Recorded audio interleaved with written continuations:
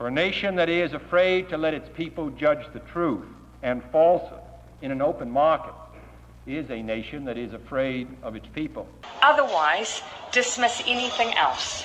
We will continue to be your single source of truth. From the auditorium at the Health, Education and Welfare Building, February 26, 1962.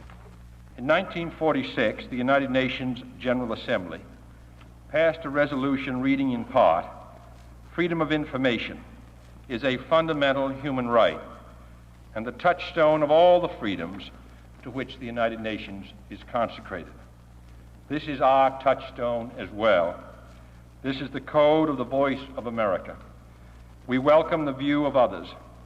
We seek a free flow of information across national boundaries and oceans, across iron curtains and stone walls. We are not afraid to entrust the American people with unpleasant facts, foreign ideas, alien philosophies, and competitive values. For a nation that is afraid to let its people judge the truth and falsehood in an open market is a nation that is afraid of its people. You can trust us as a source of that information.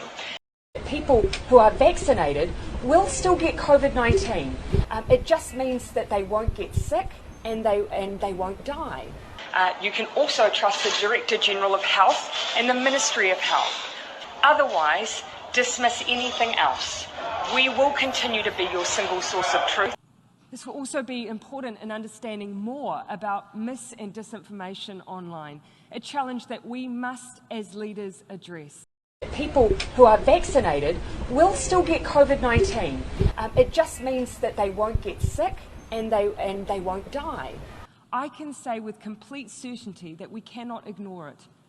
To do so poses an equal threat to the norms we all value. After all, how do you successfully end a war if people are led to believe the reason for its existence is not only legal but noble? How do you tackle climate change if people do not believe it exists? How do you ensure the human rights of others are upheld? How do you ensure the human rights of others are upheld? If you're a vaccinated person, it'll be pretty straightforward for you. Just carry your vaccine pass when you're out and about. If you're an unvaccinated person, there's a bit more for you to become familiar with. They are subjected to hateful and dangerous rhetoric and ideology. They are subjected to hateful and dangerous rhetoric and ideology. So you basically said this is going to be like, well, it's almost like, you probably don't see it like this, the two different classes of people. If you're vaccinated or if you're unvaccinated, you have all these rights. If you are vaccinated... That is what it is, so yep.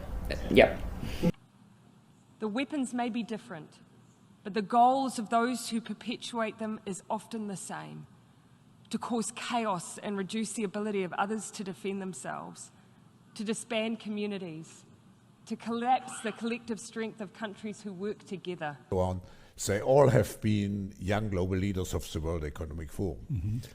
But what we are very proud of now is the young generation, like Prime Minister Trudeau, President of Argentina and so on, that we penetrate the cabinets.